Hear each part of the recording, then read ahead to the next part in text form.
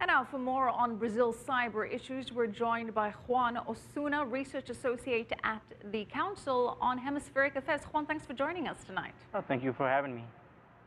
So Juan, ultimately, whose responsibility is it to ensure cybersecurity? Is it up to the government, do you think, or is it up to private enterprises and those businesses whose sites are being hacked? Actually, I would argue that both. We need to understand that several industries in Latin America, not just Brazil, but Venezuela, among others, are actually nationalized. For example, we have Petrobras as an example, and it's up to both government and the industries themselves, the companies, to invest money to improve cybersecurity. But I would argue that government more so, because they also have the responsibility to ensure the privacy of their citizens is secure. Well, Juan, from a government point of view, from a federal point of view, Brazil has been taking action. It says it's planning on increasing its online independence to store more online data domestically and to route web traffic away from the U.S. And this was in response to reports that the USA's National Security Agency had spied on the Brazilian government and on oil company Petrobras, which you mentioned. So what impact will Brazil's cyber independence, if you will, have on their cybersecurity? This is definitely a difficult task for Brazil.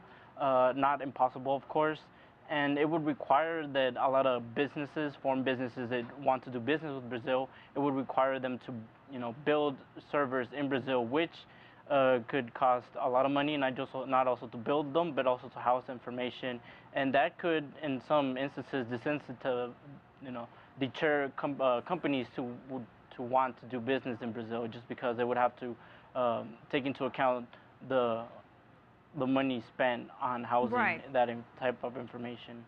Well, speaking of money, the Brazilian government said that it is also looking to invest in startups specializing in cybersecurity.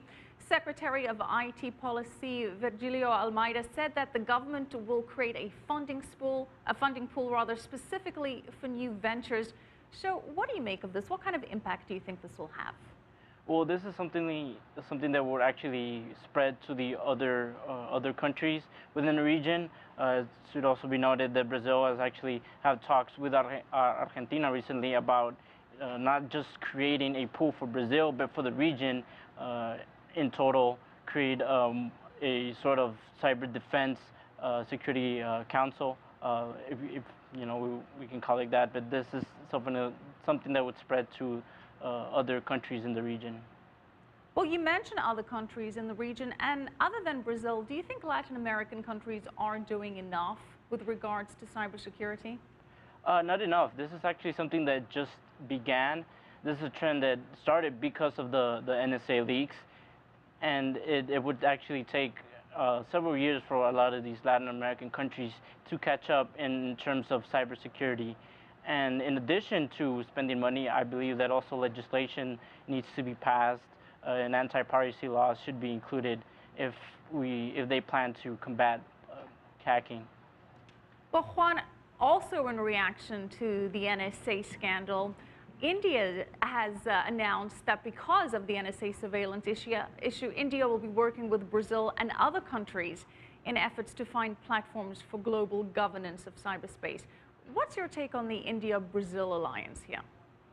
Well, this is, again, a reaction from a lot of these countries that are emerging economies. They see not also their national security threatened, but their investments threatened by the United States. So I would predict that other countries would actually start joining India and Brazil in regards to sort of collaborating in a collaborative effort to deter more further hacking.